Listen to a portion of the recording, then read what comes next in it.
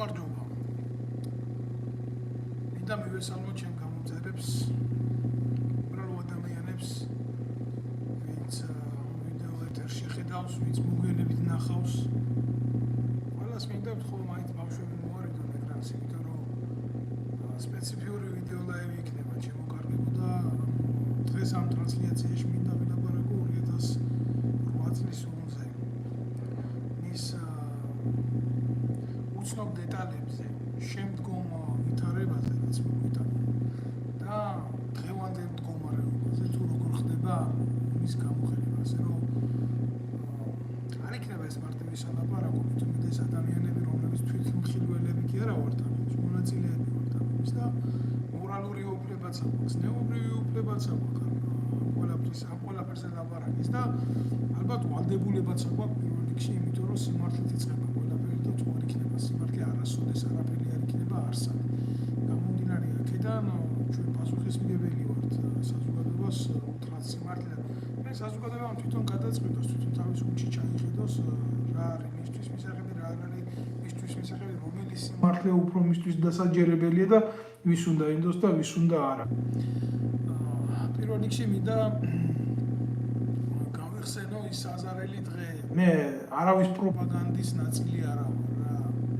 რომ ამ მიმართულებით ის ფული რო აქვს ჩარიცხული, გარკვეული მიმართულების ტიპებიდან და სპეციალურ აგზნებებს რო აკეთებენ საზოგადოებაში. დროშებს რო აკეთებენ დააფრიალებენ და ჩამოხსნათ რუსეთის დროშა, დამხიოთ რუსეთის დროშა. აი ესეთ პროექტებს მინდა უთხრა, რომ აგერ არის გორთან პირდაპირ ჩანს მაგათი სამხედრო ბაზა და თუ ტრაკი ერთი გადადით და მაგათ სამხედრო ბაზაზე ჩამოვხსენით ეგ დროშა. თუ აი ვინც ესეთი ფსევდო რაღაცეები ბრძოლობს, ქარცარავები და პლუს ესეთი საზოგადოება.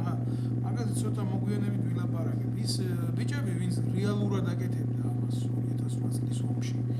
ომის მერე, როდესაც ეს ომი მოღალატეობრივად მე ასე ვიტყოდი და რატომაც მოღალატეობრივად მაგასაც ავხსნი, იმიტომ რომ არ რეალურად არანაირი გეგმა არ არსებობდა ომის მსვლელობის, ახლა ვიღაცისთვის ომი მარტო ავტომატურად გამოარტყა ეს არის და ომი არის ეს ერთი მეცნიერება, ეს ამთელი პროცესი და ახლა მე ამაზე დეტალურად ვერ ვილაპარაკებ, იმიტომ რომ შესაძ ომი წარმოებს, მისი წარმატებული მსვლელობისთვის საჭიროა ძალიან დიდი გავლენა ქვეყანაში და ძალიან დიდი მუშაობა მარტო ერთმა ადამიანმა ფრონტის ხაზზე თვითსროხელი გამოარტყას 25 ადამიანი ზურგში უნდა მუშაობდეს მისი ლოჯისტიკური მხარისთვის. ახლა მე მის შედარებას არ გავაკეთებ რა პოტენციალი გქონდა ჩვენ ქართველებს ამ ომში ჩართვის რა წარმატების შანსი გქონდა ჩვენ.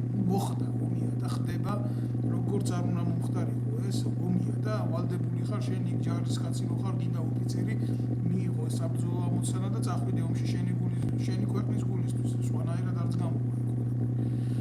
არის იცი პრობლემა მდგომარეობს იმაში რომ ქართველებს მე ვფიქრობ ამას და უამრავი ადამიანი, უამრავი სამხედრო, უამრავი ოფიცერი მერე ვინც სამართლო ციხეში ჩასვეს, ვინც აწამეს, ვინც გააუბედურეს, ვინც მოკლეს არაფრის გულისთვის, ვინც რეპრესიაში გამოატრეს ომის მერე მე მივიჩნევ ამას რომ იქ ომში ღირსეული სიკვდილის უფლებაც კი წაართვა საქართველოს ხელისუფლებამ იმ ბიჭებს ვინც გაიყვანა ბრძოლის ველზე. მათ შორის მეც და მათ შორის ჩემი ოჯახის წევრებს, მაგრამ დღეს ეს ადამიანები ამათ არ წვენიათ რა, იქ სასაფლაოებზე ირბინონ, თავიანთი PR პოლიტიკა ჩაატარონ და ახსენდებათ მხოლოდ ეს ყველაფერი 8 აგვისტოს, უკვე 7 აგვისტოს ახსენდება ომი. არ ვიცი, ახლა ეს მაგათ სინდისე იყოს თუ საერთოდ არსებობს ესეთი გრძნობა, რას ქვია სინდისი, მაგრამ მე რატომღაც მაშინ მახსენდება ეგეთი რაღაცა, რომ უმზადებოდა ქაოსი, კრიმინალური, ესა ყველაფერი კრიმინალური დამოკიდებულია, იმიტომ რომ მეთაურებად არა გამოცდილი სამხედრო ოფიცრები ყავდათ დანიშნული, არამედ დანიშნული ყავდათ პოლიტიკური მმართველები. მათი ამოცანა იყო, ბრიგადის მეთაურის ამოცანა იყო, რომ სეიფში ქონოდა $3000 ფული და ნებისმიერ დროს ისე განეკარგა ეს მას როგორც უნდა. ჯარში იყო კონსპირაცია, ურთიერთჩაშვება, მამაძაღლობა და დანარჩენი ეს ყველაფერი მიდიოდა შეერაღებული ძალების აღზრდა არასწორად. მისი გაწვრთნა არ არის ის, რომ მხოლოდ იარაღი მიცე და 24 საათის განმავლობაში თუნდაც სადილის დროს ან დილის საუზმის დროს აყურებიო ეს სამხედრო ფილმები და მის თავში შეიყვანო აგრესია. შენ რობოტად არავინ არ მოგცა უფლება გაზარდო ჯარისკაცს. შენ უნდა მიაწოდო მას სახელმწიფოებრივი აღზრდა უნდა მისცე, რომელიც ამ ხელისუფლებისთვისაც, დღევანდელისთვისაც და წინამდებარისთვისაც ეს იყოს საშიში, იმიტომ რომ თუ მოქალაქე გაიზრდება, მithumetes თუ ძალოვანი უწყების ჯარისკაცი, როგორც სახელმწიფო მოხელე, ის წარმოადგენდა თავისთავად პრობლემას დღევანდელი და წინამდებარე ხელისუფლებისთვის. ამიტომ ეს ადამიანები ძნიდნენ ძალას რობოტებს, ან უბრალოდ ზომბებს და ან უბრალოდ გაჭირვებული ხალხით სარგებლობდნენ, რომელსაც უბრალოდ სხვა გამოსავალი არ ჰქონდა, რომ წასულიყო და ჯარში ემსახურებოდა. ტოტალური უსახურობის სივრცე იყო და მე ამ პატრიოტიზმზე თამაშობდნენ. სიმართლე იყო ეს და წარმოსასმელი სიმართლე. ნუ რა უნდა ვილაპარაკო, მეთაური რომელიც ჯარისკაცს გაწირავს და ეს ჩვეულებრივი მოვლენად მიაჩნია. მეთაური რომელიც ძალიან მარტივ კონკრეტულ შემთხვევებს ვიტყვი რა. მე პირადად საომარი მოქმედება როგორც ასეთი ნახე მაშინ სენაკის ბაზაზე მსახურობდი 22-690 ნაწილი იყო საზეიმო სარაკეტო დანაყოფი და პირველი დარტყმა რუსულმა ავიაციამ მოგვაყენა შუაღამისას. რა თქმა უნდა ეს ყველაფერი იყო დეტალურად გადაცემული ინფორმაციით, ასე საზენიტო ავიაცია ისეთი ტაქტიკური ბომბდამშენები, სუპაგოდნი ბომბარდიროში Su-24 არ მიიტანს ესე დარტყმას წერტილებზე, თუ მას არ აქვს ზუსტი ინფორმაცია დასვენის ხო. თავიდან ბოლომდე ავითომ ამათ რო შეეკითხო ყველაფერი წესრიგში ჰქონდათ, მაგრამ ჯერ მათი აშენებული ბაზები იყო საქართველოში და დეტალურად იცოდნენ სად, როგორ, რანაირად, რა ვითარებაში რა მოხდებოდა რა. და მიიტანა წერტილოვანი დარტყმა. იმ წუთში, იმ ღამეს იქ ხალხი დაიღუპა.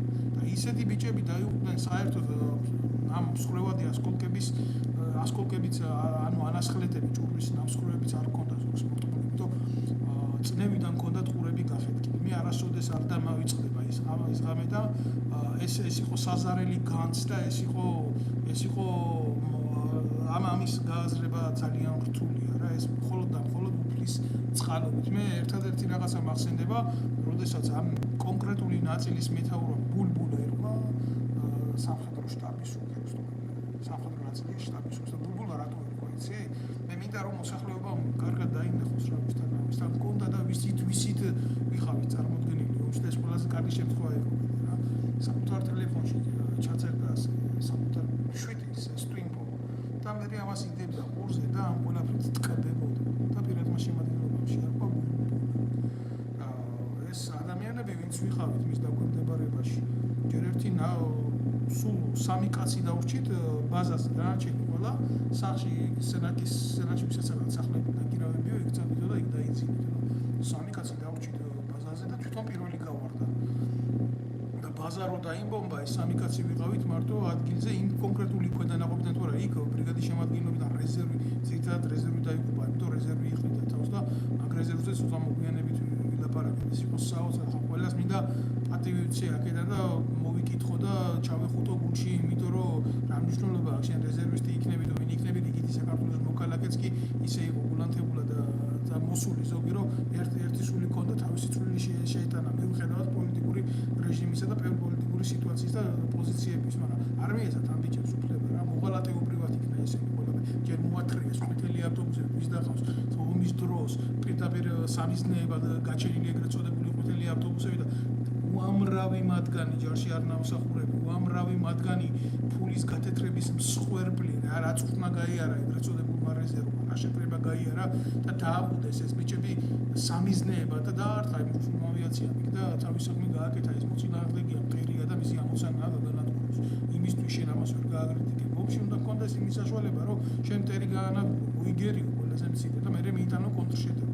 მაგაზე ახლა არ დავიწყებ ლაპარაკს ეს უფრო ტაქტიკის და სტრატეგიის საკითხია და ოპერატიული ხელოვნების მაგრამ ჩვენ რა რეალობასაც შევეჯახეთ ეს იყო რა ამხელა თვითმფრინავები გამონადგურებლები საშით რეალები ჩემი ყველაზე დიდი უბედურება რა არის იცი სამხედროს როდესაც უყურებ შენი მოწინააღმდეგე შენ როგორ გერევა განადგურებს ძალით გჯობია განაგონებით გჯობია არამედ ძალით გჯობია და შენ ვერაფერს ვერ აკეთებ იმის საწინააღმდეგოდ რომ ის გაანადგურო რა და ამ დროს უკრაინიდან ნაყიდი ეგრეთ წოდებული უკემერთი საჰაერო თავდაცვის სისტემა მილიონებად ღირებული ერთი დანიშნულების გათვლის ასე რომ ვთქვა რა შეძენა, ანუ ერთი ტანკი შეძენა საჰაერო თავდაცვის 2 მილიონ ევროზე მეტი დაჯდა ჯერ კიდევ 2800 მონაცემები.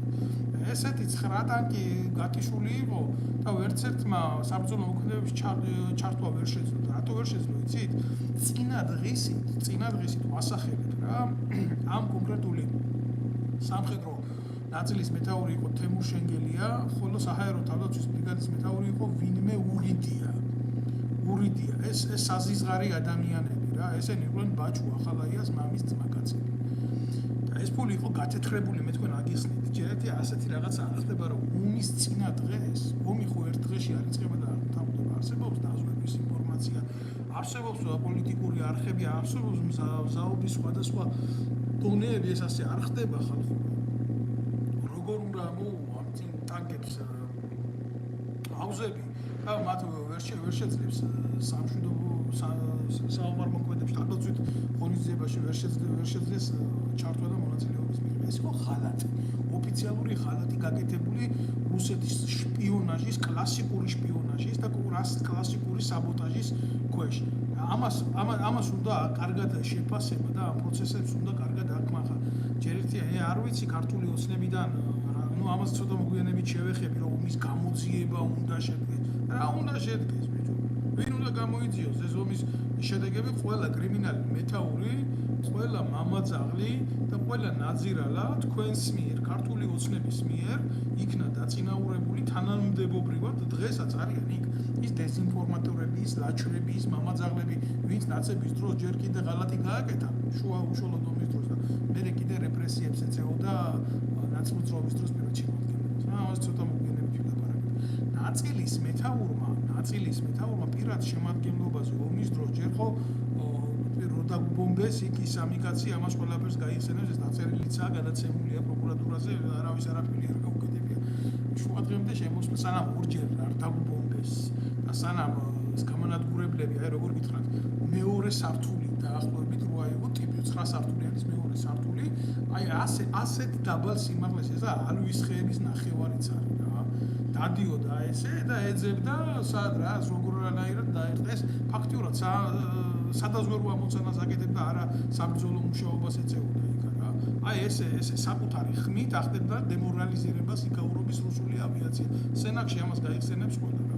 მოვიდა მეთაური ადგილზე და ამბობს ესეთ რაღაცას, რომ მე იარაღს ვერ გავცემ, იმიტომ რომ საიარაღო ოთახის გასაღები მეთაურს გაყვა ფრონტზე და მე ამას ვერ გავტეხავ. ამიტომ მოდის ინფორმაცია ჩვენამდე. რუსი ამდენ კილომეტრშია, რუსი ამდენ კილომეტრშია, რუსი ბაზას მოუახლოვდა. იარაღს არ სცემს პირად შემადგენლობაზე. ტყვედ გვაბარებდა, რუსულ ქვედანაყოფს ეს დეტამოთხრა. ტყვედ გვაბარებდა ეს მოღალატე. და ესეთი ადამიანი ხან თურქულად ლაპარაკობდა ტელეფონზე, ხან რუსულად ლაპარაკობდა და მე არ ვიცი ვის ელაპარაკებოდა. მაგრამ ფაქტი არის ფაქტი. ესაა შემდგარი ფაქტი. ამან დაგტოვა ჩვენ უიარაღოთ. საიდან მქონდა ჩვენ იარაღი? ნახევარმა რეზერვმა პირველი დაბომბვის დღეს ეს პირადი შეიარაღება რაც იყო, ტყვიამფრქვევები, ხელის ტყვიამფრქვევები, ჩვეულებრივ პეკას ტიპის პულიმეტები, ყველაფერი გადაღარა და ორი ოფიცერი, ვისაც მე გავიხსენებ, ეს იყო პოლკოვნიკი, ვიცე-პოლკოვნიკი გაიოზ მოსეშვილი და ეს იყო გოჩა ლეკვეიშვილი, ვინც ეს იარაღი მე მათთან ერთად ავხიკე, უпростоად გოჩა ლეკვეიშვილთან ერთად და პიკაპის ტიპის სამხედრო მანქანებზე ვაყრევიებდი მას იმას, რომ ვიღაცას ეს ყველაფერი არ გაეზიდა და არ წაიღო, ეს მილიონების ქონება. მე ნამდვილად არ მაქვს იმის ამბიცია, რომ ეს იარაღი მე გადაარჩინა ამ ორმა ადამიანმა. და არა მარტო ესენი გადაარჩინა, არამედ მანქანები, მსუბუქი შეიარაღება, იმ ნაწილზე, საავიაციო ნაწილებზე რიცხული საიდუმლო ქონება, კომპიუტერების ჩიპებში მოთავსებული მასალა პირადი შემადგენლობის დემოგრაფიული მონაცემების შესახებ, ასე სამხედრო მონაცემების შესახებ, ყველაფერი ეს მასალა ამ ხალხმა გაიტანა მასიდან რა. რაღაც მომენტში მეც ამათ დავეხმარე რა. მე კიდე რაღაცა დეტალები შემიძლია გავიხსენო სნაიპერთა ჯგუფი, ვინც ჩასაფრებული იყო, ვინ მოხსნა, როგორ მოხსნა, რანაირად მოხსნა, როგორ გაიყვანა ბაზიდან, როცა რუსები შემოვიდნენ იქ ტერიტორიაზე, ენით აღუწერელი ქონება დახვდათ. ერთი არანაირი რეზისტენცია მათ არ ქონიათ. როგორ ექნებოდათ რეზისტენცია მეთაურმა ერთადერთი მაგარო მორიგე მორიგე ვიყავი, მაშინ იყო რა თქმა უნდა მორიგეს აქ იარაღი, ეს იყო გადათვალეთ 25 ნაბიჯი 25 ნაბიჯის იქეთ კაც ვერ მოგეშელება ფაქტიურად იმას მომაკვდინებელი ძალა მე უკვე 25 ნაბიჯი რა წინააღმდეგობა გინდა გაუწიო მოწინააღმდეგის ბეტერს ესა ჯავშან ტრანსპორტიონი რომელსაც უზარმაზარი გეშეკადებს თავზე ტყვიამფრქვევი და რომელსაც შეუძლია საავიაციო მიზნებს გაუხსნას ცეცხლი ყველაზე მცირე ამოსვლა ამაზე ახლა საუბარი რა არის ცით გულის ამრევია ჩვენ იქ ვიბომბებოდით ჩვენ გვიწევდა საბრძოლო ამოცანის შესრულება ერთი როგორია რა დაბომბილია მთელი ბაზა ომი მიმდინარეობს ცხინვალის მიმართულებით იბომბება კოპიტნარზე კიდე გადავალ სანკე იქ რა ღალატი გააკეთეს და პლუს ამას ხდება ესეთი მომენტები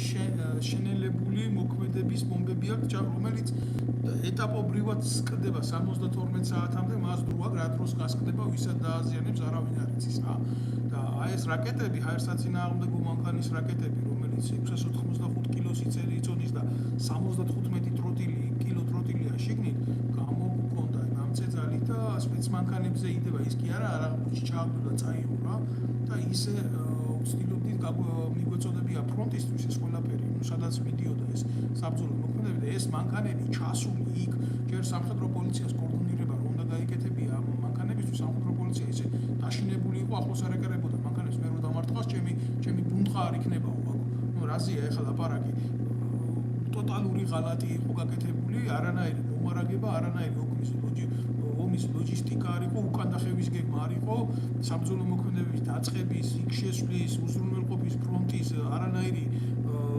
პლანირებული სქემა არ არსებობდა ეს იყო როგორ იცი ვიღაცას მოუნდა ომი და იქ შევიდა და დაიწყო ამის არ თქმა ამის არ გაანალიზება ამ 16 წელი გავიდა დაახლოებით ხო ეს არის უზარმაზარი ღალატი ჩემი ჩვენ აი თქვენ თუ გონიათ დღეს უკეთეს მდგომარეობაში ვართ რამე შეიცვალა არა დღესაც რო დაჭირდეს საქართველოს შეერაღებული ძალებს საბრძოლო მოქმედებებში ჩაბმა დღესაც ის მოღალატეები არ იქნებიან ამ შეფასებას კიდე მე მოგვიანებით გავაკეთებ რა მოხდა კოპიტნარში მაგრამ კოპიტნარამდე რა მოხდა სენაკის მთაზე სადაც იყო განთავსებული რადიოლოკაციური სადგური ეს არის სადაზვერვო სადგური კიდე ერთ მოსახლეობამ ეს არის ის მაგრამ შევეცდები რომ მივაწოდო ესა 36 მილიონ დოლარად ღირებული 36D6-ის ტიპის რადიოლოკაციური სადაზვერვო სისტემა ეს არ არის რაღაცა შემთხვევითი რაღაცა რა ანუ ზუსტად რო აგიხსნათ მისი ამოცანა არის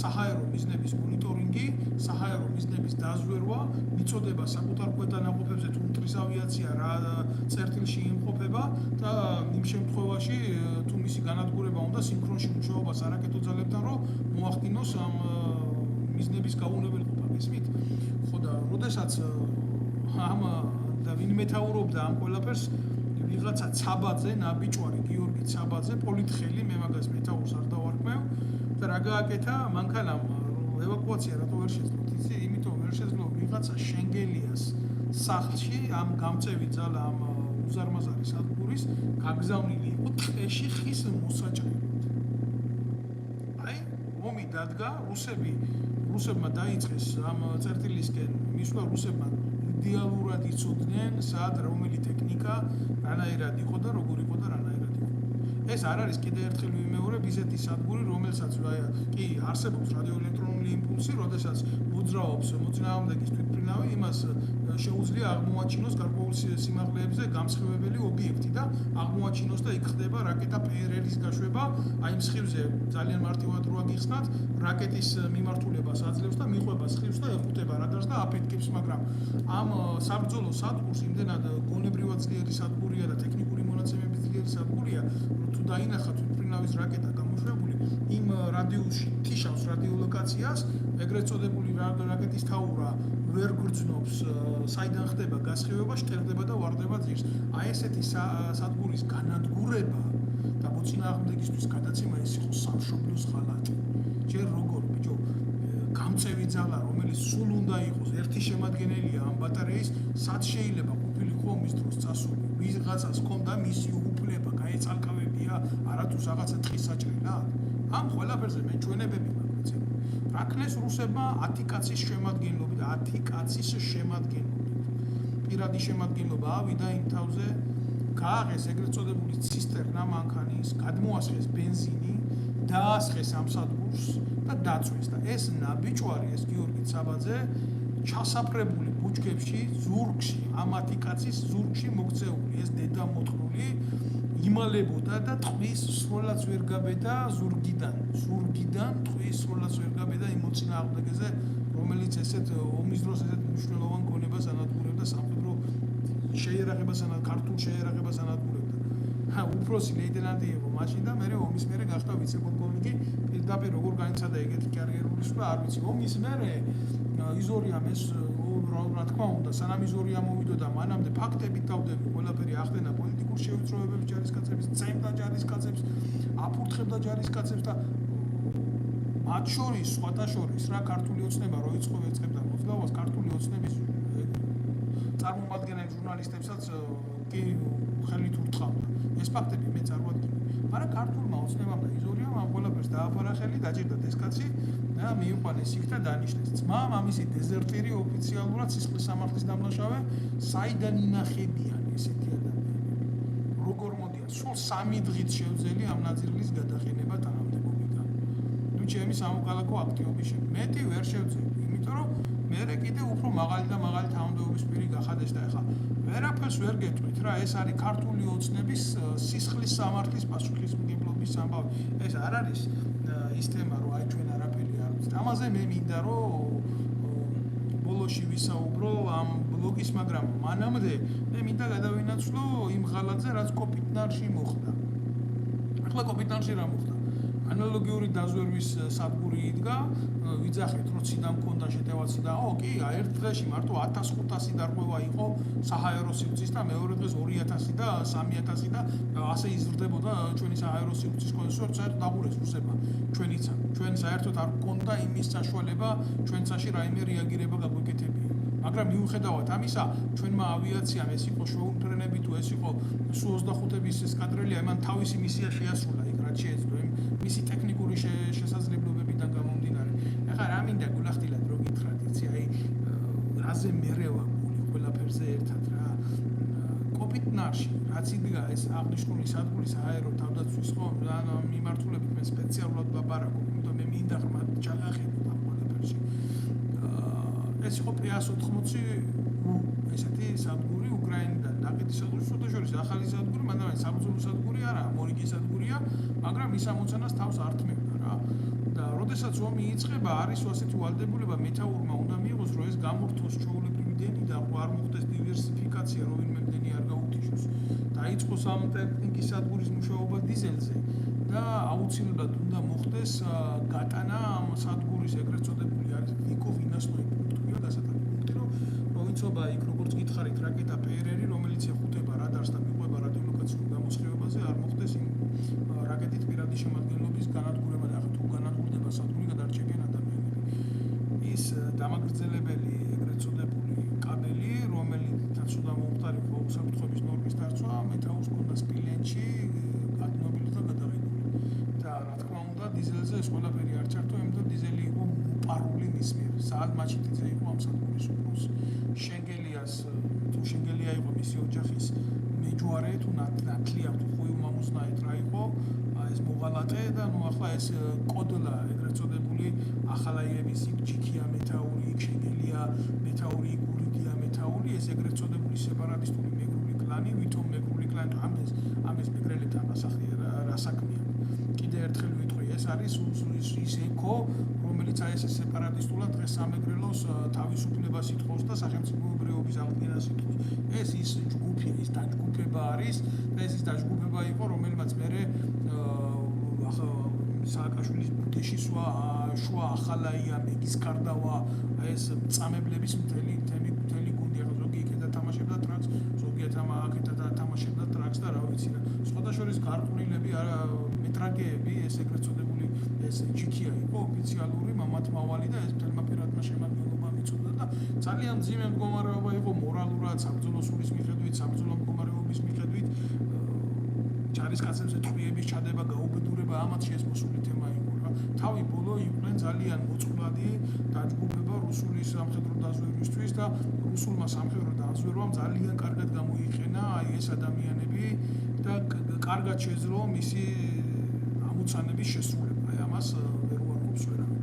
ეხლა თავარი რა მინდა რომ თქვა რა, როდესაც საქართველოსა დაიხურა ჩვენ და იქ ბიჭი დაიღუპა სხვათა შორის კოპიტნარში, იმიტომ რომ მოხდა ენით გაუგონარი ფაქტი, როდესაც საბრძოლო მუშაობა მიმდინარეობდა, რუსებმა დაინახეს ეს სადგური, მისი დანახვა არ არის, იმიტომ ძალიან ძლიერ გამოსხივებას იძლევა აერში და 50 კილომეტრიდან წამოვიდა რუსების ბომბდამშენი და კიდე გაუმართლა პირად შემადგენლობას, რომ ბომბდამშენი იყო და არ იყო თქვა ისტრიბიტელ გზაგადამჭრელი როგორც ასეთი, რომელსაც შეეძლო რაკეტა გაიშვა ამ სადგურის მიმართულებით. არსებობს საჰაერო თავდაცვის ომში ბრძოლა გრძელდება სულ 19 წამი. 19 წლის მანძილზე ან შენ მას ანადგურებ, ან შენ ის განადგურებს, ან მიმდინარეობს მიზნების განცალკევება. სხვანაირ შემთხვევაში ეს თემა არ გრძელდება დიდი ხანი. ეს არის სიცოცხლის თამაში. 19 წამია დათვალით, არაფერი არ არსებობს რა. ალბათ შეიძლება თანამედროვეობაში კიდე ეს დრო უფრო შემცირებულია რა. აი დაინახე გაანადგურე, ესეთი ომი მიდის, მეტი არაფერი. მოწინააღმდეგეს ვერც უყურებ, პულტზე მიდის ეს ომი, მეტი კი არაფერი. მთელი უბედურება რა არის, 50 კილომეტრში რო დაინახა იმან ეს სადგური, იმან დაიწყო ამ მიმართულებით წამოსვლა, მაგრამ ავიაციის ტაქტიკის მიხედვით, რომ ამ სადგურს არ აღმოეჩინა შემდეგი მისი გადაადგილება საჰაერო სივრცეში, იმ რადიოლოკაციური კვალსუძახი იყო, მოახდინა სიმაღლის დაკარგვა და წამოვიდა რელიეფის გასწვრივ. მას აქვს ესეთი ტექნიკური მონაცემები და უკვე რომ მოუახლოვდა კოპიტნარის ბაზას დაახლოებით ეს 15 კილომეტრში, მან დაიწყო სიმაღლის აღება, აი ეს ზევით სიმაღლის აღება და როდესაც მიაღწია სათანადო სიმაღლეს, მან უკვე იცოდა სად მდებარეობდა სადგური და გააკეთა პიკირება. ეს არის პიკირებაზე უკვე იწყებს საბრძოლო მუშაობას. კიდევ ერთხელ ვიტყვი, რომ ქონდა ბომბები და არ ქონდა რაკეტა, რომელიც არის მიზანზე გამომშვები რაკეტა, რომელიც პირდაპირ გაანადგურებდა უპრობლემოდ. იმან შეეძლო რაკეტა ეჭვლა და თვითონ სხვა ტრაექტორიაზე წასულიყო. დაბომბა აღნიშნული სადგური, დაბომბა მე არ ვიცი ესეთი დაბომბა ტყვია რო ესრულო მიზანში, შეიძლება 25 მეტრში ისე ვერ გაარტყა, აი ესეთი ტონიანი ბომბები როგორ დააყარეს ამ პატარა სადგურს თავზე და ესე ზუსტად როგორ დააყარეს, ძალიან მაღალი პროფესიონალიზმით დაიბომბა. ერთი ბომბაც რო აფეთქე, ბომბას ვამბობ თუ არა, ბომბა 5 კილოიანი ბომბები კი არ იყო, 500 კილოიანი ბომბა, ტონიანი ბომბები, ნაკლები არ ყოფილა რა. 7-8 ბომბა დააყარეს აღნიშნულ სადგურს. საზიზღრობა იყო. პრობლემა და ბედის ირონია რაში მდგომარეობდა რა, როდესაც ბიჭებმა შეხედეს რა პირადმა შემადგენლობამ, რომ აი ესე უკვე ბომბავდა სადგურს, იცვლებული გახდნენ, რომ დაეტოვებიათ სადგური და უმისამართოდ გაქცეულიყვნენ და ბადრი ბასილაძე ჯარისკაცი რა, მძღოლი ამ მანქანების მძღოლი მექანიკოსი ჩაწვა იმ სადგურში, მის ირგვლივ ეს ბიჭები დაწვნენ სადგურში ტრაქტორის მიერ გათხრილ თხრილში და ბომბა 500 კილოიანი ბომბა დაეცა წელში დაეცა 500 კილოიანი ბომბა ამბის და ბომბა არ აფეთქდა გასხრესად, რომ ბომბა რო აფეთქებულიყო, მთელ პირად შემადგენლობას მოკლავდა ბატონი. ხოლოდ რა თქმა უნდა ზედატანი ნახეს ამ ბიჭის, მეტი ვერაფერი ვერ ნახეს და ტელეფონი ნახეს მისი და ეგ იყო რა, სამწუხაროდ დარჩა მეუღლე, შვილი არ ყოლია და ეს წოდები ყველაფერი მისი მეთაურის კისერზე და ამ ყველაფერს მე დეტალურად არ წავყვები, ის გვერდზე ვინც იყო, იმისაც ძვალი შეესო ლოყაში, მისცეს медали საბრძოლო დამსახურებისთვის, ის გვარიც ვიცი ყველაფერი ვიცი, მაგრამ ეს ლაპარაკო აქედან არ არის. სისხლის სამართლის საქმე იყო აღსაძრავი და ისაც მიიღო ჩვეულებრივად მეთაურობა ამ ყველაფერზე სამართალში, მაგრამ არ არსებობს ქვეყანაში სამხედრო პროკურატურა, არ არსებობს არაფერი და ხოცები ახლა ყვერიან დღეს რომ თურმე ნაცმოძრაობა უნდა გაასამართლო კი არა, ომის მერე წაგებულ ომში გმირის წოდებები დაარიგეს აკეთა, რა სიმაღლეები გააკეთეს, იმას თუ არ შეერწყვა ჯერ რა, რომ ის გააკეთა, რომ მეგობრის ძვალი ლოყაში შერჩობილის გულისთვის медали აიღო საბრძოლო იარა. მე მაგალითად ესეთი რაღაცა შევცვლებოდა. ადამიანებს ახლა ეს ყველაფერი ხო კიდე შეეკითხეს რა გინდაო, ამან უთხრა ბინა მინდაო და ბინას ვერ მოგცემთო და მოკლედ ეს медали კონდეს საბრძოლო იარა. და მისცეს საბრძოლო იარა მეგობრის ძვალი ლო შეესო ლოყაში ამის გულისთვის. მიჭირს სხვა თემაზე ლაპარაკი. პრობლემა არის ის, რომ საერთოდ სინქრონში, როდესაც ესეთი ბომბირება ხდება ისი რა ქვია, აეროპორტის, ხო? იქ იყო გვერდზე ეს ეგრეთ წოდებული სადგური ბუკემერც უძახიან მაგას და მაგას უნდა მოეხდინა მიზანზე გასროლა, მაგრამ სამწუხაროდ შეეშინდათ, ჩაიჯვეს სრულიად სიტყვის მნიშვნელობით, გამორთეს ეს სადგური, არ მოახდინეს მასზე რაკეტის გასროლა, ის რაკეტა რო გასროლილი იყო, შანსი არ იყო რა, ეს ბიჭები მაინც გადარჩებოდნენ იქ და შეგვაშინდაო რა, როგორც მე გავიგე, ეგეზე ითქვა, რომ აკნო ჩვენ რო გვესროლადო, ჩვენ უნდა მიგვეზიდაო ეს კეთილმოწყობილები და რა მნიშვნელობა კეთილმოწყობილობა გაცდვა კეთილმოწყობილობა. ეს არის სილაჯრე, რომელსაც არანაირი გამოძიება რეალობაში არ მოხდია და წერტილი.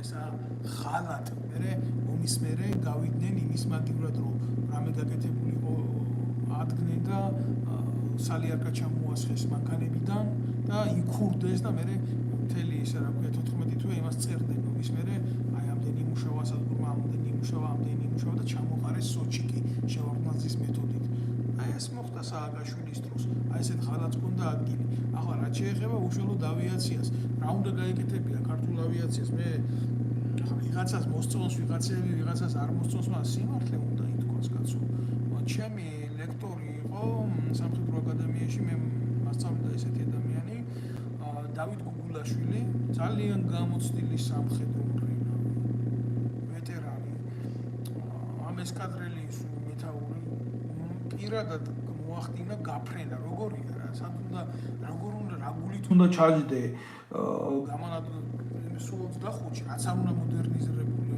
უნდა იყოს რომელიც მაქსიმუმ 850 კმ/სთ გაანვითაროს რა ეს მაქსიმალურ იმაში პირობებში როცა ყველანაირი სახის სარაკეტო თავდაცვის სისტემა იქეთ არსებობს და ელემენტარული შენი ბაზიდან რო აფრინდე იმასაც კი უყურებენ რუსები მაგრამ მოახდინეს ამათმა თავისი საბრძოლო ამოცანის შესრულება წავიდნენ დაარტყეს იქ მოწინააღმდეგის ძალებს დაარტყეს მოწინააღმდეგის კოლონას დაარტყეს მოწინააღმდეგის ქვეითებს მაგრამ აქაც საბოტაჟი მე არ ვიცი ესეთი ამბავი როგორ მოხდა რანაირად მოხდა მაგრამ ფაქტია რომ როდესაც დააჭირა ერთ-ერთმა მფრინავმა ტაბატაძე იყო მისი გვარი ბატონებო ბუდიშვილი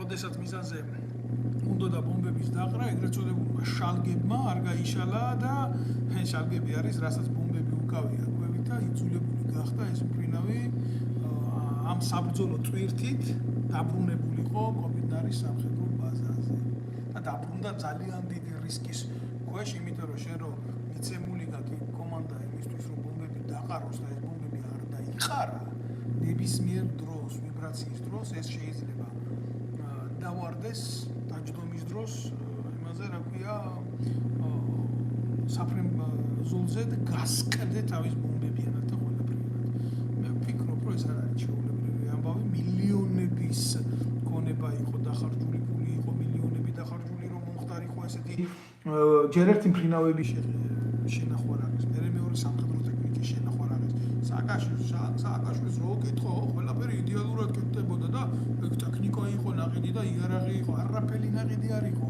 სააკაშვილს ყავდა თავისი მრჩეველი ამერიკელი ცაირუს ყოფილი აგენტი თუ ბებერი ზუსტად ვერ გეტყვით ამას მაგრამ ფაქტი ის არის რომ ყიდულობდა იარაღს და შემდეგ ფოთის გავლით აგზავნიდა სირიაში და ყიდიდა აი რითი იყო დაკავებული შემდეგ ამერიკაში ის ბატონი დაიჭირეს მისცეს 50 წელი სააკაშვილის კრეს ტრაქში პანჭური გამოაგდეს აქეთ მითუ არის რომ ხმარაუნი ამერიკას ესიერა რაც ციხეში სააკაშვილი იმიტომ რომ სირიაში მის ინტერესებს ეწინააღმდეგებოდა ასადის რეჟიმზე ყიდდა იარაღს და საქართველოს დაადოს იარაღზე ემბარგო მითო ვერ ყიდულობდით ჩვენ მაღალი კლასის იარაღს რატომ არ ვლაპარაკობთ ამას რისი გამოძიება უნდა კოცებს რა არ ვიცი ამ კოცებმა სინამდვილეში მდგომარეობს ჩვენ ყავდა ეგრეთ წოდებული კრაკადილები რაც შეეხება შოუმფრენებს ამას მეთაურობდა სოსო სურაული ომის დროს კაცი რომელიც მე ავიაცია რო დაშელა ხიდაშელმა კოცების მიერ თავდაცვის მინისტრად დანიშნულმა ხიდაშელმა იძულებული გახადა ესეთი პროფესიონალი ხალხო შეიარაღებული ძალებიდან წასულიყო შეიარაღებული ძალებიდან კაცი გააგდეს ბიჭო. შეიარაღებული ძალებიდან გააგდეს სოსო ოსურაული და წავიდა აფრიკაში, კონგოში და კონგოში ზანგებმა მოკლე ტყეში ჩამოვარდნილი, იმიტომ რომ დაზიანებული იყო თვითმფრინავი, მოახდინა დაშვება ამ თვითმფრინავის და მე ევაჭრებოდნენ კოცებს, გადაიხადეთ მილიონი და წაიყვანეთ თქვენი მოკალაგე და მფრინავი, კოცებმა მილიონი არ გადაიხადეს და ადგენდა სტეჭკინით გაუხურდეს თავის სოსოს და მოკლეს. აი ამ სოსო ოსურაულმა ერთი ბატალიონი და რამდენი კაცი ამ კოცებო ბატალიონში თქვენი დამოწყვილებო რა, ალყიდან იხსნა 2008 წლის ომის დროს. ალყიდან. თქვენ ბიჭო ომის დროს ყველა ეგერი დეკი წინერხიდან და გარბოდით, რომ როდის დამთავრდებოდა ომი, რომ თუ დამთავრდებოდა უკან შემოდიოდით და ამან რკინის ნიანგში ჩაჯდომა მოახერხა, რა იკადრა, რას გაყვა, როგორ გაყვა ამ რელიეფს შუა გაგანია ომში, როცა ამ შოუმფრენებს ნებისმიერი რუსული გამანადგურებელი რო დაინახა რა, შანსი არ ქონდა შოუმფრენს გამანადგურებლის დისტრიბიუტერ გზაგადამჭრელის წინააღმდეგ. ეს არის პირდაპირ ხელმოწერილი სიკვდილი, ხა როგორ აგიხსნათ, ვინც არ იცი საავიაციო სიჩქარეები, რას ნიშნავს საავიაციო ომი, მე მაგას დეტალებს ვერ აუხსნი რა. აი ესეთი ვაჟკაცები გვყავს ჩვენ ხალხო, რომელსაც ჩვენ არ ვიცნობთ რეალობაში. მე რო ყვიროდი რომ ეს ბიჭი გადასარჩენია, საშვენია, ასა კაციშვილი საზოგადოება განეიტრალებული იყო აქედან და გამოვლიან. ეხლა ის მარგველაშვილის ყლეკალაძოლი როა, ვიღაცა იმას დაიწყებს და ამას დაიწყებს და იმას დაიწყებს და ვითომ მარგველაშვილმა ეს მაშინ პრეზიდენტად იყო არ იცოდა, კაცი მოკალით სამი შვილის მამა. არ ვიცი შეიძლება 4 შვილი ყავს, 5 შვილი რა იმ ბავშვებთან, მაგრამ ერთადერთი იმ ვიდეოში რასაც იხვეწებოდა, რაც თქვით ჩავარდნილი რო იყო რა, კონგოში ჯუნგლებში, აფრიკის ჯუნგლებში, რომ მე ვიციო რომ ჩემ თავში მილიონს 1 მილიონს არავინ არ გადაიხდისო და დედამისი ხოცებოდა რა კარგ ბავშვებად გამიზარდეო ეს შვილები. მე მაგალითად მწხვენი რომ ქართველი მაგარი მწხვენია და მე განვიცდი დანაშაულის და პასუხისმგებლობის უდიდეს გრძნობას, რომ მე ვერაფერი ვერ შევძელი ადამიანმა მის გადასარჩენად, როგორც ერთმა ადამიანმა. და ნებისმიერ თქვენგანს უნდა აწუხებდეს ესეთი შეგრძნება. ჩვენ თუ მოქალაქეები გვია, ჩვენ თუ ჩვენი სამშობლო გვინდა გვიყვარდეს, ჩვენ თუ გვინდა რომ საერთოდ როგორც ერი და საზოგადოება შევიდეთ. ეხლა რაც შეეხება ქვედანაყოფებში მე არაერთხელ პროფესიონალები გამოვიყვანე ვალაპარაკე ჩემ გვერდზე ზდევს ეს იქ ღალატი რაფორმებში განხორციელი და მე ვალაპარაკე გინდა ლევან კობაიძე, გინდა უჩაგუკუჩია ოფიცერი, გინდა ფარცვანია, რამდენი ვალაპარაკე ეს ჯარისკაცები რა დონის ღალატი იქნა გაკეთებული და ომის მერე ეს ბიჭები ყველა იყვნენ ზოგი დაჭერილი, ზოგი გაგდებული შეიარაღებული ძალიდან, ზოგი რეპრესირებული. მაგალითად პროფესიონალი სერგო თეთრაძე გაუპატიურებით მოკლეს ციხეში და ამაზე ქართულმა ოცნებამ ყველა და იშოვა ქულები იმისთვის რომ ხელისუფლებაში მოსულიყო. სერგო თეთრაძის მკვლელი ზაზა გაბუნია აბოზვარი დედამოთხოვნი. კოცებმა ჩვეულებრივ ამუშავეს, იქ დაზვერვის უფროსად ნიშნავდნენ, სამხედრო დაზვერვის უფროსად ხმარო არ ამომეყო. ვიცი რა ეს ზონდერ ჯგუფები იქ როგორ მუშაობდნენ და აი არაერთხელ დაიწყეს სისხლის სამართლის გამოძიება, გინდა ტექნიკის განიავების, ღალატის, ფორსმაჟორ ვითარებაში, საბოტაჟის შექმნის, ყველაფერი იციან. აბსოლუტურად ყველაფერი დეტალებში იციან. ფაქტი, მითხარით რა არის? ფაქტი ის არის, რომ ყველა დონის საბოტაჟისტები და კრიმინალები არიან ქართული ოცნების წარმომადგენლები. ვისი დანაშაული უნდა გამოიძიო ბიჭო? ვისი დანაშაული უნდა გამოიძიო? საერთაშორისო დონეზე ხო საერთოდ 2008 წლის პროცესები წავაგეთ. როგორ არ წავაგეთ ბიჭო? წაიკითხეთ ესე გასაგებია ოკუპაცია, გასაგებია რუსული ინტერვენცია, მაგრამ იქ რა წერია იმ დასკვნებში გადახედეთ და შეხედეთ. რუსეთი იძულებული გახდა შემოეყვანა ადეკვატური ძალები იმისთვის, რომ განხორციელებული იყო ძიმე артиლერიით დაბომბვა. ესეთი რაღაცები წერია საერთაშორისო დასკვნებში, რომელსაც ევროდასკვნა, ევროკომისია და ასე შემდეგ და ასე. ჩვენ მოსახლეობას ერთი მხრით ვაცნობთ ამას ყველაფერს რა. შენ თუ ტრაკი არ აგაგბიზია ნებისმიერ პროვოკაციას სათანადო პასუხი გააცე, მაშინ ხელისუფლება ხელში რატომ იკავია? მაშინ შერი ერი პროვოკაციაზე რატომ იკავს? სააკაშვილის მიმართულებით ვიძახი ამას. მოხდა რომ რუსეთი ასეთია, გავიგეთ რომ რუსეთი ასეთია. მაგრამ შენ ხო უნდა გქონდეს მეტი სახელმწიფოებრივი შეგნება, მაგრამ ერთის არის კონსპირანტები იყვნენ მიხეილ სააკაშვილის მთავრობა და ეს მთავრობა ხელისუფლება მინიმუმ სამჯერ მოიყვანა ოპოზიციაში. რომ არა ბიძინა ივანიშვილის ეგრეთ წოდებული მახინჯი პოლიტიკა, იმისი რომ მე თუ არა ბაბაია მოვა, ესენი საქართველოში დღეს პოლიტიკა იქნებოდა გაცილებით ჯანსაღი, რეალისტური და სწორი შეხედულებების, იმიტომ რომ საქართველოს ყავს ის ახალგაზრდები, რომლებსაც შეეძლოთ კონკურენტუნარიანი გარემო შექმნა, ურთიერთგაგება შეეძლოთ, საზოგადოებრივი თანხმობის მიღწევა შეეძლო ამ ახალგაზრდობას, ზიზღი იყო ნაკლები მათში. არა, ყოველთვის ხდება რაღაცით გაღიზიანება, ამ ახალგაზრდების ცუდად გამოყენება, აი რუსული დროშა აქ ჩამოხსნათ, რუსული დროშა აქ ჩამოხსნათ, თქვენი დედა შევეცი, აგერაგალ 200 მეტრში და მიდით და ჩამოხსენით ერთი იმ სამხედრო ბაზიდან, ტრაკი გაქვთ. თუ ტრაკი არ აგავთ, ტრაკს ნუ ატამაშებთ. ეგ არის სიმართლე რა, მე არ მინახია იქ არც ერთი დღეს, არც კაც არავა იმ რუსების ფილმებში რო ღებულობდა მონაწილეობას და გულახდილად გეუბნებით რა. მე რაც არ უნდა მქონდეს ნეგატიური პოზიცია კაცარავას მიმართ, მე 1000 წელი არ დავუჭერ მხარს იმას, რაც ეგრეთ წოდებულ აქციებზე ფიზიკური ძალადობით ამას სახელმწიფომ დამართა. ესაა დანაშაული, ეს დასაჯელია, მაგრამ მე ანალოგიურად ვიტყვი, კაცარავას ქმედება და არა მარტო კაცარავას ქმედება, კაცარავასნაირების ქმედება, ეს არის სისხლის სამართლის დანაშაული. ეს არის ქვეყნის პროვოკაციულ მომენტში ჩაბმა. ამასაც კი არ მიცა ქართულმა ოცნებამ სისხლის სამართლებრივის შეფასება. არა, იმიტომ რომ ამათი სპეცსამსახური მარტო ბიძინა ივანიშვილის ქონებას იცავს და სამაგიეროდ რა გააკეთეს? გალახეს ძალმომრეულად. ვითომ სახელმწიფო კი არა, ატომური გაერთიანება იკავოთ ხელში. ყველას მინდა ვთხოვო, რომ გააზიაროს ეს ვიდეო და ვინც უყურებს, მოიწონოს და ანახოს და მისცეს საშუალება რომ სხვასაც ანახოს, იმიტომ რომ ძალიან მაგრად მიჭირს მე ამ ყველაფრის გავრცელება და მიტანა საზოგადოებამდე ამ ინფორმაციის. ეხლა რა მინდა კიდე რო რაზე მინდა ვილაპარაკო რა. ეს მოღალატეები ყველა წამოჭიმული თანამდებობაზე პროკურატურა კოლაბორაციაში ბიძინა ივანიშვილთან ელოდება იმის ეგრეთ წოდებულ ბრძანებას, როდის დაიწყოს ამ თემის აღროლება, გეუბნებით ხალხო, თვეობით მკითხავდა პროკურატურა და თვეობით მეუბნებოდა რა როგორ რანაირად თვეობით მიწევდა ამ ხალხისთვის. მე მარტო კი არა, უბრალოდ იმ ადამიანებს, ვინც ვიყავით მოწმე, ვისად როგორ რანაირად რა დააშავა ქვეყნის წინაშე ომის დროს. გეუბნებით მე ასეთი რაღაც არ მინახია რა.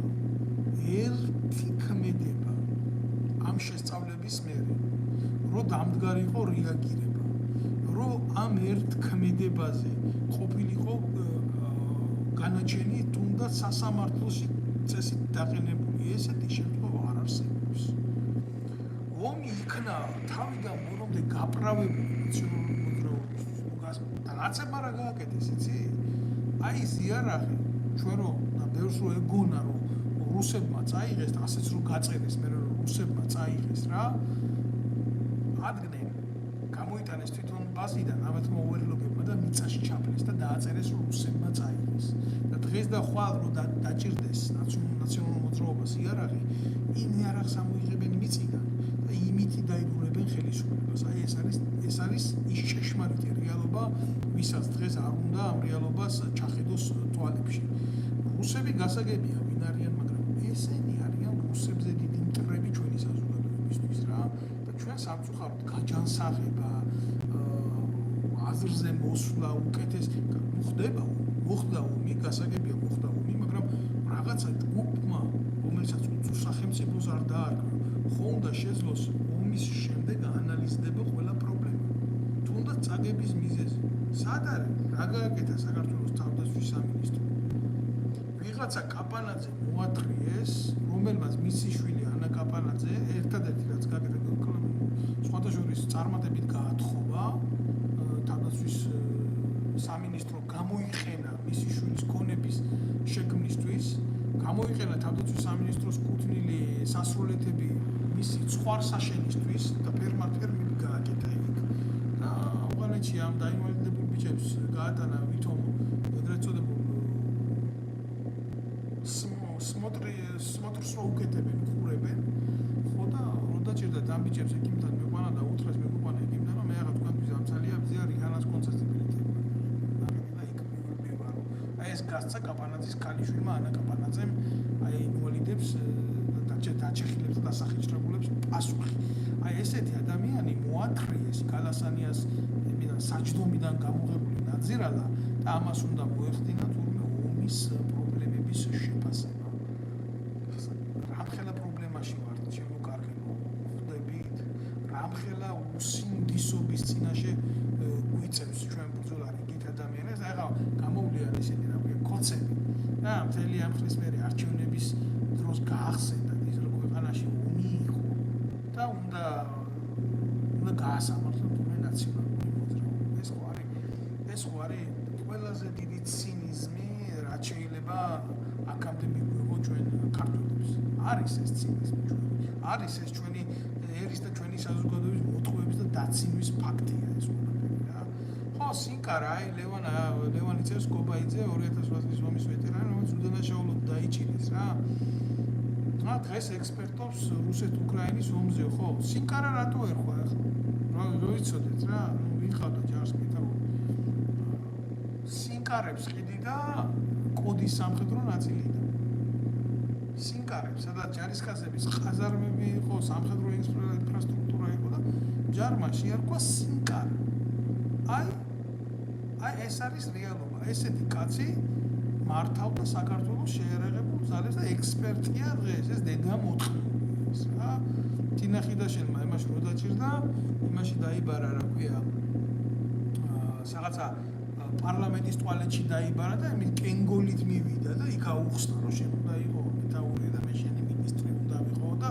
ხელზე მე მთხოვეო მინისტრი მოხსნილიც არის წინა მინისტრი ხიდაშენმა უკვე აიძულა რა ახალ გენშტაბის უფროს ახალ თუ გინდა გაგიგრძელო აქ თემაო რა მოდი და აგერ მე მთხოვეო და აკოცნია საშოზე აი ესეთი კაცი ყავდა ჩვენ ომის მერე გენერალური შტაბის უფროსი და დღეს არის კაცი აგერა თვითონ ლევან კობაიძე დამეთანხმება ამაში ხო კარგის თქვენს კარგი გამგებით სჭირდებაო დიახ ბატონო გოჩა აუცილებლად ჩვენ ამ თემაზე გვექნება საუბარი გოჩა ვეტრიაკოვი საქართველოს ყოფილი საზღვაო ძალების სარდალი წერს ამ კომენტს რა ვქნა როგორ შეიძლება ბატონო გოჩა აი სიტყვაზე გეტყვით რა რომ ამ ხალხის წესიერი კარგი რამე ნათქვამი სასარგებლო იყოს, როდესაც არც ერთი მათი საქმიანობით ეს ფაქტი არ იქნა დადასტურებული, არ იქნა რეალურად შედეგობრივად დადებული ომის მერე არაფერი არ იქნა დადებული და არაფერი არ იქნა ამ გადაწყვეტილებებზე გამოტანილი. შეერაღებული ძალები გახდა კონსპირაციული დაჯგუფება ამათი, გახდა ამათი ქონების დაგროვების ყველაზე კარგი წყარო და ძალიან დიდი თანხები იშოვეს. მაგალითად, ნაცებმა როდესაც წააგეს არჩევნები კოცებთან და ეს ცალკე განხილვის თემა, მხოლოდ მაშინ 50 მილიონი ევრო იქნა თავდაცვის სამინისტროდან გამოტანილი, დატვირთული ალექსეევკის სამხედრო აეროპორტზე თვითმფრინავში და გადაფრენილი ევროპულ სახელმწიფოებში. ეს არის რეალობა. გამოძიება ამ ფაქტზე ჩაატარა ქართულმა ოცნებამ, იცი სამხელა თანხები სად გავიდა? იციან რა ქონება დღეს შეძენილი უძრავი ქონების სახით ნაციონალური მოძრაობის შაუჯიბეებზე და პარტია რა ქონებას ფლობს გინდა რომში, იტალიის დედაქალაქში, გინდა ესპანეთში, გინდა მადრიდში. ძალიან ბევრი ჩამონათვალია სიების, სადაც ნაციონალური მოძრაობა ფლობს შავი ფულით ნაყიდ უძრავ ქონებას. რომელიც რო გაიყიდოს იმ დღესვე მილიონებს ამოიღებს უკან. შეიძლება იმ რაკურსით არა, მაგრამ ყოველ შემთხვევაში ეს ფული დაბანდებულია. ეს ძალა არსად არ წასულა. ეს არის კრიმინალური დაჯგუფება, რომელიც მარტივ მომრავლებად გაიშლება, ხან ივანიშვილს მიცემს, ხან კიდე ვიღაცას გაუწვება ფეხში, ნახევარი ხაზარაძესთან გაწვება და ის დაჯგუფება, რომელიც აი ძალიან დასვრილია, ძალიან ჭუჭყიანია, კოლაბორაციულად იმ ტალახში ნაწოლია, ხო? ერთმანეთს თუ ვერ დააზიანებს მომავალი არჩევნების დროს, მინიმუმ იმას მაინც გააკეთებს, რომ უკეთეს ძალას არ შეუშვებს, რომ საზოგადოებამ არ ნახოს განსხვავება შავსა და თეთრს შორის. ეს არის ამ ყველაფრის დღევანდელი მდგომარეობა, რომ არ დაუშვან სხვა ადამიანები, სხვა მოთამაშეები ძალაუფლებისთვის. რომ მოხდეს დიფერენციაცია. ქართველ ეს ფაქტორად დღეს არჩევნების უფლება არ აქვს. ეს არის ბრძოლა ცუდსა და უარეს შორის კი არა. ეს არის ბრძოლა უარესსა და იმაზე უარეს შორის. ცუდი როგორც ასეთი მათ შორის ცუდი შეიძლება იყოს ადამიანი რომელმაც აი მოვიდა ჩაიბარა პოლიტიკური ხელისუფლება ვერ გაართვა თავის პრობლემებს დანაშაული დიდი არ გაუკეთებია მაგრამ შეიგნო თავისი შეცოდება და მზად არის რომ მინიმუმ წავიდეს იქიდან არა ესენი არიან უარესები ამათ აქ მიზანმიმართული შეგნება საზოგადოების ძირგამომთხრელი მუშაობის ეს არის პრობლემა და გამოკიდებულები იქ რაღაცა უსული კანონია ამ უსულმა კანონმა დაგოკარგია ევროპა და სისულელეს იძახიან საერთოდ კანონი არ არსებობს ქვეყანაში კანონი რო არსებობდეს ქვეყანაში და კანონმორჩილება იყოს და მე ახლა არ მინდა აქ იურიდიული აქტებით ყველაფერი განუმარტოთ კანონი რა არის იუსტიცია რა არის ეს ყველამ კარგად იცის რა არის კანონი რა არის იუსტიცია რა არის ესე და ესე რატო არ მუშაობს ეს ყველაფერი ეს არის პრობლემა ეს არის უბედურება არ მუშაობს საალკო სასამართლო არ მუშაობს სააპელაციო სასამართლო არ მუშაობს საკონსტიტუციო სასამართლო არ არის სამართალი ქვეყანაში მოსახლეობა მოლოდინი და განცდები რაც კონდა იმისი რომ სამართალს ნახავდა სახელმწიფოების სახე რა არის ხო სახელმწიფო რაზე დგას ეკონომიკაზე დგას სამართალზე დგას უმაღლეს საკანონმდებლო სისტემაზე და დგას იმ ძალოვან უწყებებზე რომელიც პასუხს აღებს ამ სახელმწიფოში მიღებული კანონების დაცვაზე ხო არც ერთი მიმართულება არ მუშაობს არსებობს რაღაცა რგოლი მე არ მივაყენებ შეურაცხყოფას არც ჩრდილო კორეას არც ჩინეთს არც სხვა დიქტატორულ სახელმწიფოებს რა იმიტომ რომ იმ ქვეყანაში მინიმუმ რაღაცა მაინც იწარმოება იმ ქვეყანაში იმ ხელისუფლებას მინიმუმ ერთი უარყოფითის გარდა შეიძლება სხვა დადებითი აქვს საზოგადოების მიმართ პასუხისმგებლობის გრძნობა გააჩნია რომ იმ ქვეყანაში შიდა პროდუქტის თემები სხვანაირად არის დარეგულირებული სპარსეთიდან შემოაქვთ პამიდორი კიტრი და თურქეთიდან შემოაქვთ პამიდორი როცა მინიმუმ ის კოპიტნარი სადაც ის სამხედრო ბაზაა რუსების მიერ აშენებული და ის ფარცხანაყანების სოფელი ნახევარსაბჭოთა კავშირს არჩენდა თავისი შიდა პროდუქტით და გადიოდა ბალახეული სალათა და კიტრი და პამიდორი ეს არ არის ჩვენი ბრალია ჩვენი აბა ბრალი არის რომ საკუთარი შიდა პროდუქტის საკმარისობაც ვერ წარმოვშვით და გავხდით ასე დამოკიდებული მეზობელ ქვეყნებზე სხვადასხვა მტრულად განწყობილ ქვეყნებზე რომლებსაც თავიანთი პოლიტიკური და გეოპოლიტიკური ინტერესები აქვს საქართველოში ერთ მშვენიერ დღეს აი იქიდან შემოტანილი პროდუქტები რო გააკეთონ ბიოდივერსიფიკაცია უშიშროებას ვეკითხები არ იქნება ეს ომზე უარესი 408 კაცი მოკვდაო აგერ ამბობენ მე უფრო მჯერა რომ მეტი იყო ეს ამიტომ არიან ადამიანები ვინც უზოგლოდ დაკავებულები არიან და ბევრი ეგეთი მაგრამ ერთი ბიოდივერსიფიკაციით შეუძლია ნახევარი საქართველოს გათიშოს ნებისმიერმა მოწინააღმდეგე ქვეყანამ საიდანაც ექსპორტს ეწევა დღეს ჩვენი ქვეყანა პასუხისმგებლობას ვინ იღებს ამ ყველაფერზე არავინ იმიტომ რომ რეალობაში კი მოხდა ხელისუფლების ცვლილება როგორც ასეთი მაგრამ აი ესეთი ფორმით რომ მომხდარიყო ცვლილება უკეთესობისკენ წასულიყო ყველაფერი ესეთი რაღაცა არ მოხდა პირიქით წამოვიდა ყველაფერი სიცუდისკენ და დღეს ეს ცუდი ტიპები უარესები მაპატიეთ ამათ მე ცუდს არ უზარ უარესები ვეუბნებიან რომ უნდა მოხდეს ომის დანაშაულებზე ლაპარაკი მოხდეს ომის დანაშაულებზე ლაპარაკი რატო არ მოხდეს ამდენი ხანიც უნდა მომხდარიყო მაგრამ დანაშაულის მფარველებზე როდის უნდა მოხდეს და სისხლის სამართლის გადაწყვეტილებების მიღება ვინ არის დღევანდელი პროკურორი ვინ შეცვალა შოთაძე იმის იქეთ კბილაშვილი იმის იქეთ კიდე ვიღაცა რუსეთთან ჩახუტებული ტიპ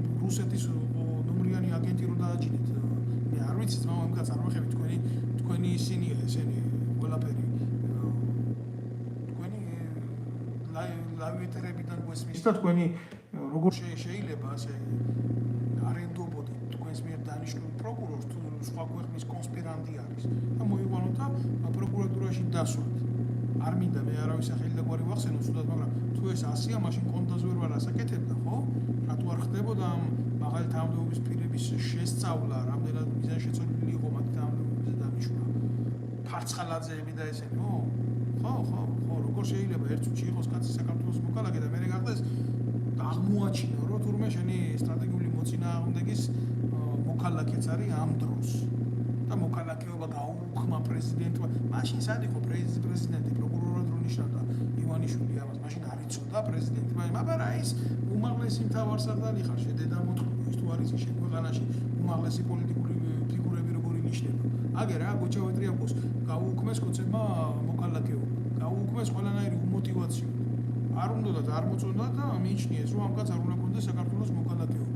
საქართველოს საზღვაო ძალების ყოფილი სარდალს რომელსაც აი ამ ხელა 8 წლის შრომა და ოფლია მისი ქვეყნის კეთილდღეობაში შექმნილი სხვადასხვა იმ საზღვაო ფლოტის, იმ საზღვაო მიმართულებების და სატრანსპორტო საშუალებების, რომელიც თქვენ გააუქმეთ, საქართველოს აქვს სხვა, მაგრამ არ აქვს საზღვაო ფლოტი. ეს არ არის კრიმინალი, აი ეს ვინ უნდა გამოიძიოს. თქვენ თურმე გადაწყვეტეთ, რომ ამ კაცს არ უნდა ქონდეს საქართველოს მოქალაქეობა. ხვალზე გადაწყვეტ, რომ მე არ უნდა მქონდეს საქართველოს მოქალაქეობა. მასზე გადაწყვეტ, რომ 2.800.000 კაცს, რომელიც არის საქართველოს მოქალაქე, არ უნდა მქონდეს საქართველოს მოქალაქეობა. ბიჭო, თუ მართავს ბიძინა ივანიშვილი, მაშინ პირდაპირ გეტყვით, რა ჩემყლეთ მინდა მე მაშინ კონსტიტუცია. გაირჩევ ტრაქში კონსტიტუცია, მაშინ და იარეთ და ბიძინას უკან დაწერილი ფარდულის კანონებით ვიცხოვროთ, ხო? შევთანხმდეთ ამაზე, რომ ბიძინა ივანიშვილი არის უმაღლესი კონსტიტუტორი. და ეს არის აბსოლუტური მონარქია, არა, კი ვიცით რომ ოლიგარქია. მაგრამ ოლიგარქია ესეც იმახინჯეებსაც კი არ ცნობს. რო გადავხედოთ ჩვენ ოლიგარქიის მმართველობას, ესეთი ფორმა მმართველობის ძველი საბერძნეთიდან მოდის. რადიკალურად განსხვავდება მისი ფილოსოფიური მცნება დღევანდელი მმართველობის ფორმისგან, რასაც ივანიშვილი აკეთებს საქართველოში. ეს არ არის ოლიგარქია, ეს არის აბსოლუტური, ტოტალური ტირანია და ავტოკრატია. დავარქვათ ყველაფერს თავისი სახელი რა. აი ეს არის რეალობა. რამდენი ირანის მოქალაქეს ენიჭება საქართველოს მოქალაქეობა, რამდენი პაკისტანის მოქალაქეს ენიჭება საქართველოს მოქალაქეობა. ცხოვრების უფლებაზე არა მაქვს ლაბარაკი. საქართველოში ცხოვრების უფლება რო იყიდო დღეს, რო იყიდო საქართველოში ცხოვრების უფლება $10,000 გჭირდება. გადაიხდი ამ $10,000 პრობლემა უშიშროების თანამშრომელი მოკიდის საქართველოში ცხოვრების უფლებას. და მოქალაქეობაც არ იქნება მერე პრობლემა. და წაართვეს მეტრიაკოვს აგერ საქართველოს საზღვაო ძალების სარდალს წაართვეს მოქალაქეობა და ეუბნებიან რომ აი საუბრია აუშენო ენა გონია თურმე ქართულიო ჩასაბარებელიო და მე ამ ადამიანთან ჩავწერ ხვალ ჩავწერო კიდევ ერთხელ ინტერვიუ რომ დუპლექსის რეჟიმში განვიხილო ჩვენ ეს პროცესები ომის მოვლენები დღევანდელი ვითარება ეს არ არის ჩემი შესაძლებელი მარტო რა მე მინდა რომ საზოგადოება მოისმინოს ალტერნატიული აზრი სამ ყველაფერთან მიმართებაში. დღეს უბრალოდ რა არის ისინი არ მქონდათ რო ამისი, მაგრამ დავჯექი და გავაკეთე ეს ყველაფერი იმიტომ რომ კობახიძეს უყურებ გამოდის და ამაზე ლაპარაკობს ეს უნდა გააკეთდეს, ის უნდა გააკეთდეს, ესენი უნდა შეფასდნენ კრიმინალებად. თქვენ რას აკეთებთ? რა საქმიანობას ეწევით დაღუპულების მშობლებთან? გეკითხებით თქვენ? კაი კოცებს ვეკითხები რა. შეიძლება სხვა ეს ყველაფერი არ იცის, მაგრამ მე ხო ვიცი რა საქმიანობით ხარ თქვენ დაკავებული კოცები.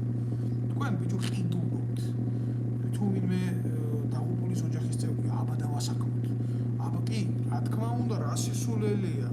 აბა ვინ უნდა დასაქმდეს ქვეყანაში და აბა ვის უნდა მიეცეს არსებობის უფლება თუ არა ქვეყნისთვის თავგანწირული ოჯახის წევრს, მაგრამ თქვენ ამას არ აკეთებთ, იმიტომ რომ მათ მიმართ თქვათ ემპათია გაგაჩნიათ, ამას აკეთებთ, იმიტომ რომ თქვენ არ გყავდეთ მაგინებლები, რომ თქვენ არ გეტყინოთ პოლიტიკურად იმ ადამიანებისგან ციკლი, რომლის ოჯახის წევრებმაც თავი გაწირეს, მაგრამ თქვენ გირჩევნიათ საერთოდ მკვდარი ჯარისკაცები, იმიტომ რომ გვამები არ ლაპარაკობენ. ვიდრე დამსახურებული ჯარისკაცები, რომლებიც ამ ცხოვრების და ამ ამაოების აუბედისობით გადავრჩით ამ ომებში. თქვენთვის ჩვენ პრობლემას წარმოვადგენთ, იმიტომ ჩვენ ლაპარაკობთ და მიცვალებულები არ ლაპარაკობენ. ეს არის რეალობა. ეს არის ის მწარე რეალობა, რომელსაც ვერავინ თქვენ ვერ იტყვით, რომ ეს ასე არ არის, იმიტომ ეს არის ღირებული რეალობა. მოდი, ადექით ერთი შეეკითხეთ იმ ბიჭებს, ვინც ნაცნობრობას უდანაშაულობთ. აქ რა ლევან კობაიძე მიყურებს. მოდი შეეკითხეთ ამ კაცს. შეეკითხეთ ამ კაცს, რატო იჯდა ციხეში, რატო გაატარა მან ეს წლები ციხეში. რისი გულისთვის გაატარა ციხეში, რას აკეთებდი ციხეში. თუ ასე ცუდი იყო ნაციონალური მოძრაობა და კი ბატონო ცუდი იყო. რატომ ეს ხალხი დღეს ისე მუშაობს ციხეში, ისე მუშაობს თავდაცვის სამინისტროში. რატომ არის მაგალითად დღეს თავდაცვის სამინისტროში გენერალური შტაბის უფროსად ისეთი კაცი, ვინც 2008 წლის დროს აგერ კობაიძის წინაშე დეზინფორმაციას ავრცელებდა რუსული ჯარების ტაქტიკური გადაადგილების შესახებ, რომ ჯარში დემორალიზაცია გაკეთებული იყო. რატო არის ის პირადი შემადგენლობა მართველი გოლის უმაღლესი სამხედრო ოფიცრების, რომლებიც პირად შემადგენლობას შლიდა და მერე, როდესაც პროცესები იცვლებოდა და ძალაუფლებას ინარჩუნებდით, საკუთარ დანაშაულს რიგით ადამიანებზე ტეხდით და ოცეულის მეთაურებს ბრიგადის დაშლას ტენიდით. თქვენ კოცებო და თქვენი სასამართლო კოცებო და ნაცების სასამართლოც ასევე საბჭოთა კავშირის სასამართლოზე უფრო მძიმე, ბერიას სასამართლოზე უფრო მძიმე განაჩენებს იღებდით. იმიტომ რომ საბჭოთა კავშირში რო აიღოთ ხო არსებობს მოცემულობა რა შეპარდებით გამამართლებელი განაჩენები საბჭოთა კავშირის სასამართლოს უფრო მეტი კონდა მიღებული ვიდრე ნაციონალური მოძრაობის და ქართული ოცნების. ეს ის მწარე რეალობაა, რომელსაც ამდენი ემიგრანტი, ამდენი ქართველი ერი დღეს მოწყურებულია სიმართლეს. ქართულ ერს გააჩნია როგორი პრობლემა, იცი? ეგზისტენციალური პრობლემა გააჩნია და ამ ომის დღეს მართლა ევას ვიტყვი რა ქვია ბერტოლ ბრეხტის სიტყვები მახსენდება რა ომი და კავკასიური ცარცის წრიდან ომი დამთავრდაო რა ომი დამთავრდა და მშვიდობის გეშინოდეთ ხალხო. აი ესეთი მომენტი არის. ზუსტად არის ესეთი მომენტი. სხვა მომენტი ჩვენ ქართველებს არ გვიდგას. ჩვენი მტრები არიან დღეს ხელისუფლებაში. რუსებზე ბევრად უფრო მეტი დიდი მტრები არიან. ეგენი კოცები და კოლაბორაციონისტული ნაცები ხელისუფლებაში და არაერთ ბოროტებას გაგვიკეთებენ კიდე, მანამდე თუ ჩვენ არ შევძლებთ კონსოლიდაციას და მინიმუმ საზოგადოებრივ მოტივებზე, სოციალურ მოტივებზე იმის გაკეთებას, რა ქვია, კონტრრევოლუციის გაკეთებას, დედის არღნის ახევას ამდენზე რა. ბიძინა ივანიშვილის ქონება და იმ ფეოდალების ქონება, ეგენი არიან ჩვეულებრივი ფეოდალები, უნდა იქნას ჩამორთმეული, უნდა იქნას ნაციონალიზირებული და უნდა მოხდეს ქართველ ერზე გადაცემა ამ ბუნებრივი წიაღისეულის, ოქროს საბადოების, მიშიაკის საბადოების, მანგანუმის საბადოების დიდარი ქვეყანა ვართ. ჩვენ ძალიან დიდარი ქვეყანა ვართ და ვერც ერთი ოკუპანტი, ვერც ერთი ჩვენი გარემეზობელი იმხელა მტრობას, იმხელა ბოროტებას ჩვენ წინააღმდეგ ვერ გააკეთებდა, როგორც დღეს ამას აკეთებს ქართული ოცნება და როგორც ამას აკეთებდნენ ნაცები. აი ეს არის რეალობა. და მე ამ სიმართლეში ოპონენტი ძალიან იშვიათად მჯეროდეს, რომ შეიძლება ვინმე ვნახო. დიდი მადლობა თქვენ ყურადღებისთვის შემოკარგებო. მე მაინც მოვიცალე, მაინც ვისაუბრე ამ ყველაფერზე. კიდევ ერთხელ მინდა მიუსამძიმრო გარდაცვლილების ოჯახს. ჩემი მეგობრები ბევრი დაიღუპნენ მაგ ომში, განსაკუთრებით აღნიშნავდი თამაზ ნიკიტინს. ჩვენ და ის ადამიანები ზოგი მაგალითად ხო თავისი მოწოდებით მე არ მინდა რომ ვინმე შეურაცხყოფა მივაყენო, მაგრამ ახლაც და ბავშვები რო ვიყავით რა, მძიმე 80-იანი, 90-იანი წლების შავი ბავშვობა, ვისაც ჰქონდა გავლილი, ვისაც გვახსოვს აფხაზეთის ომი, პირველი ცხინვალის ტრაგედიები ხო და ვისთვისაც ნამდვილი სათამაშო იარაღები, ნამდვილი ავტომატები იყო ხო და ნამდვილი ხმები გვესმოდა ჩვენ, ვინც გამოვედით ამ დენტის კვალში ხო და ვისაც ჰქონდა ღირსება და мотивация ჩვენი ერის პატრიოტული წინსასულიყო, არ მივდიოდით არც ეკონომიურ ლიცეუმებში, არც ჰუმანიტარულ ლიცეუმებში, არა ჩვენ მივდიოდით ყველა სამხედრო სკოლებში. სამხედრო სკოლების მერე სამხედრო აკადემიის მერე ისე ომებში ვხვდებოდით და ისე ვეტაკებოდით იმ უსამართლობას, იმიტომ რომ აღზრდილი ვიყავით სწორი სამხედრო მოღვაწეების მიერ და მერე ნუ ყველაფერი გაფუჭდა და სისტემამ ვერ წარმოშვა უკეთესობა და მივედით და კაპიტალიზმადაც მივედით. ეს არის რეალობა. ხო და ახსენდება რა ეს ბიჭები ჩვენ ერთად დაძვლილი ახალგაზრდები ვიყავით და ეს თამაზ ნიკიტინი ერთ-ერთი უსაყვარლესი კარგი ქართველი გულის კაცი და მისი ქუჩაც არის დღეს ჩვენ მშობლიურ საქართველოში და ქუთაისში. რთულია ეს ყველაფერი რო გახსენდება და იყო ადამიანი და აღარ არის ადამიანი. ის წინ დღით ვნახე და მე დედამის ჩაუსვენეს იქ მოკლული. რას იზამთ, ვერაფერს ვერ იზამთ რა. თავარი არის ვალის მოხდა. მე არ მივიჩნია რომ სანამ ცოცხალი ვარ, ჩემი ქვეყნის წინაშე ვალი მოხდი. სანამ ცოცხალი ვიქნები, მე ეს პასუხისმგებლობა ჩემი ქვეყნის წინაშე მექნება და ბერტოლ ბრეხტის ნათქვამის არ იყოს, მე არც იმ მშვიდობის არ მეშინია, რომელიც ომის მერე